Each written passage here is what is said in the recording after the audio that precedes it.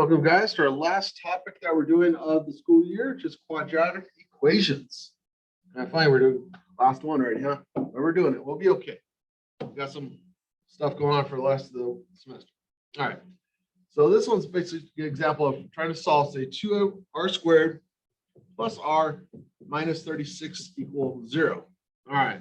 So the big thing about this quadratic equation is trying to identify pieces. So think of the generic form of quadratic equation is ax squared plus bx plus c equals 0.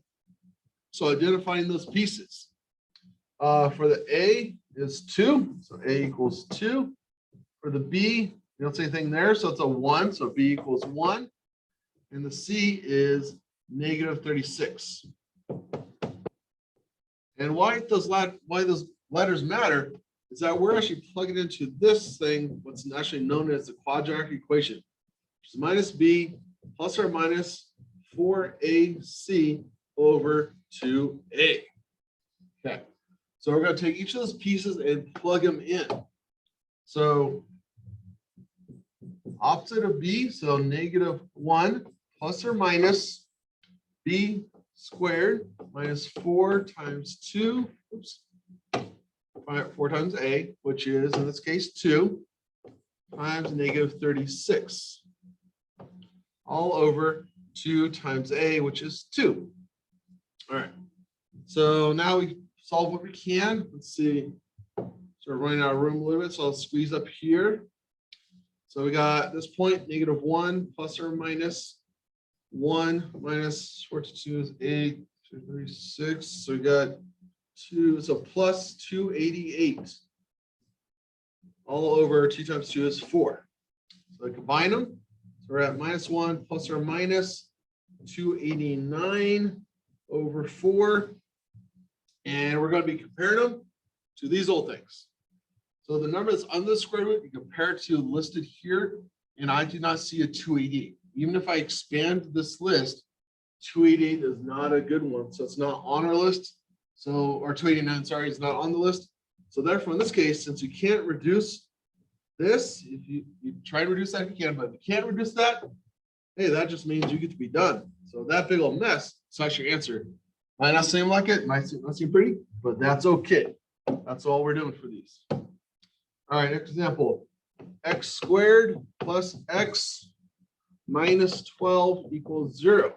All right, so in this case, we got a is equal to 1, b is equal to 1, there's our a up there, and then c equals minus 12. Okay, so plugging into the equation overall, your x equals minus b plus or minus b squared minus 4ac over 2a. All right, so let's plug them in and see what we get.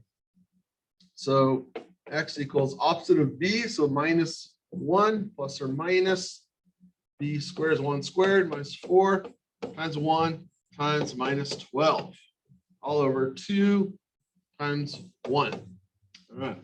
So then that equals minus 1 plus or minus 1 minus 4 times negative 12. So it's positive 48 all over 2.